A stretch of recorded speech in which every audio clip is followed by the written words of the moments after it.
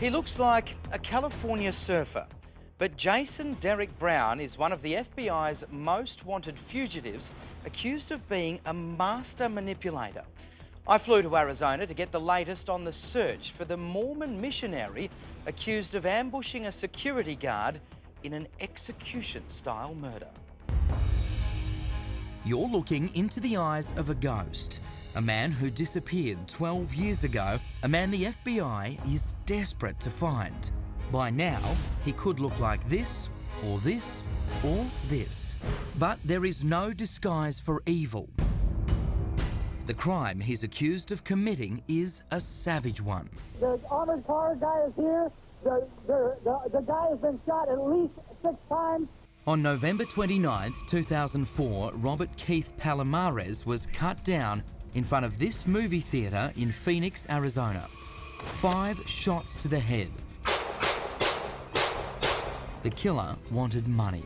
He didn't warn my brother. Didn't even say a word. Just within a blink of an eye, he executed. Shot my brother 3 times. And as my brother laid on the floor, bleeding out,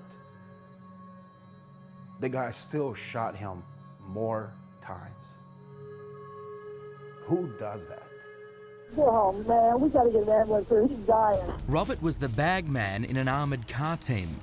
His job was to physically pick up money from the businesses along his route. He usually had between 30 and 60 stops per day. He was a pro. He knew what he was doing. He was trained very well. He stayed focused. He didn't take it lightly. He didn't take it as a joke. He loved his job. That morning, everything went as usual. The driver dropped Robert off and then kept an eye peeled for anything out of place. Robert made his pick-up at the box office. Everything was cool. So, Thomas, he's just walked out here of the theatres, and obviously he's got the bag, the takings for the weekend. He's got his tote bag in his hand. He had just got through signing for the weekend receipts for the holiday weekend.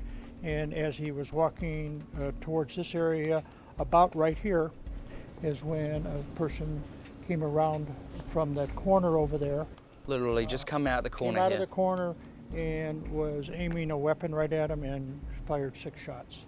Robert went down. He never knew what hit him.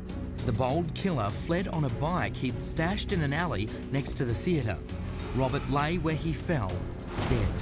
There was more than an element of arrogance to what transpired here. The execution went down at precisely this time of day, 10 a.m. 12 years ago. Early morning shoppers and motorists just a few hundred yards away. The killer had disappeared.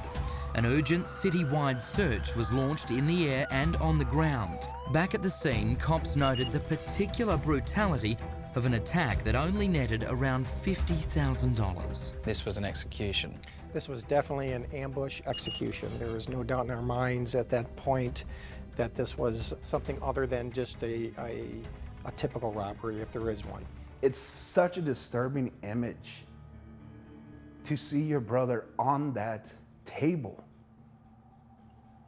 And yet you can't even move the sheet because they don't want you to see the parts of his face that are missing. Who does that?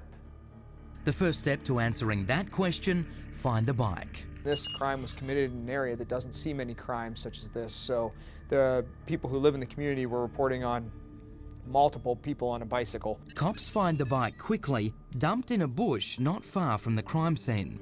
It is a huge break in the case. If we didn't find that bike and we didn't find a fingerprint or DNA on that bike, we would be spinning our wheels at this point. A very good chance he would have got away. That fingerprint on the getaway bike led cops to their main suspect, a man named Jason Derrick Brown. So just who was this Jason Derrick Brown? Well, he grew up with a Mormon family in Southern California and did his Mormon mission in France. But then it seems he left the church and started living life in a much faster lane. Jason Derrick Brown, a good-looking guy with his surfer dude looks and attitude, chose partying over piety and made sure he had all the toys to live large, a Beamer, an Escalade, ATVs, all the playthings that make life more fun. Jason at his best. But there was one small problem. Investigators say this high roller was living a lie. Where did he get the money initially to buy all those toys in the first place? Well, none of them were fully bought. They were all bank fraud, virtually all of them. So he signed his signature to get most of those toys, and he never really ended up with the money. As far as I could find, Jason never had a real legitimate 40-hour-a-week job. It was con to con or a small job to small job. His neighbours thought he was in the golf business and a great guy. Around the neighborhood, everybody had the same opinion about Jason. Very likable, nothing wrong with him.